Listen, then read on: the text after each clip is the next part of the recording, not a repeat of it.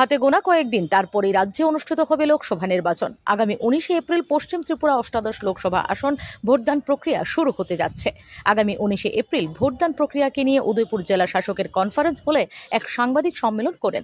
এই সাংবাদিক সম্মেলনে উপস্থিত ছিলেন গোমতী জেলার জেলা শাসক ও সমাহর্তা তরিৎকান্তি চাকমা, গোমতী জেলার পুলিশ সুপার নমিত পাঠক, অতিরিক্ত জেলা শাসক সুমিত লোধ, অতিরিক্ত পুলিশ সুপার শোভিক দে সহ আরও অন্যান্য আধিকারিকগণ। এদিন সাংবাদিক সম্মেলনে গোমতী জেলার জেলা শাসক তরিৎকান্তি চাকমা বলেন, 19 এপ্রিল উদয়পুর মহকুমা 4টি বিধানসভা কেন্দ্রে ত্রিপুরার লোকসভা সাধারণ নির্বাচন সংক্রান্ত ভোটদান প্রক্রিয়াকে নিয়ে বেশ কিছু আদেশ জারি করা হয়।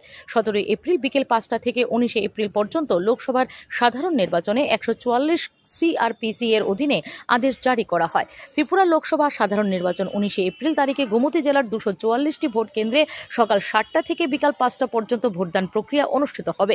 পাশাপাশি নির্বাচনের আবদ্ধ এলাকায় কঠোর নজরদারি বজায় রাখা দরকার, যাতে কোনো অসাধু উপাদান, অবৈধ নগদ অর্থ বিতরণ, উপহার, মদ ইত্যাদির মতো জঘন্য কার্যকলাপে লিপ্ত হতে না পারে, যাতে ভোটারদের রাজনৈতিক উত্তোলনের জন্য অযাচিতভাবে প্ররোচিত করা এবং প্রভাবিত করা যায়। গোমতী জেলার বিভিন্ন ভোট কেন্দ্রে অসামাজিক, সমাজবিরোধী ও অপরাধী উপাদান দ্বারা অবৈধ সমাবেশ, শান্তি ভঙ্গ এবং জনশান্তি ভঙ্গের আশঙ্কা রয়েছে, যা শান্তিপূর্ণ ভোট প্রক্রিয়া ব্যাহত করতে পারে। পাশাপাশি বলেন, অন্যান্য রাজ্যে ও অন্য কোনো বিধানসভা নির্বাচনে কাজে বিভিন্ন না হোটেলগুলিতে থাকার নির্দেশ জারি করা হয়েছে।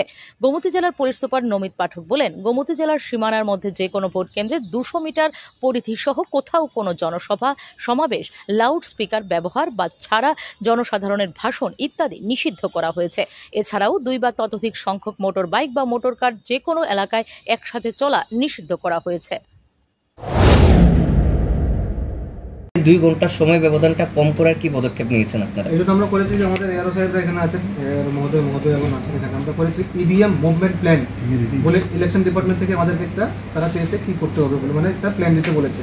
তো আমরা করেছি কি, আমাদের যে সেক্টর অফিসার যারা আছে, এআরওদের তত্ত্বাবধানে যারা কাজ করছে, তাদেরকে আমরা কি করেছি, তাদেরকে দুটো করে, যেখানে যে সেক্টর অফিসারের মানে এরিয়াটা খুব বড়, একদম তার পুলিং স্টেশনটা যেতে গেলে ধরেন না 1 ঘন্টা, 1.5 ঘন্টা, 2 ঘন্টা। Bureau Report, S Bharat Live 24 hours.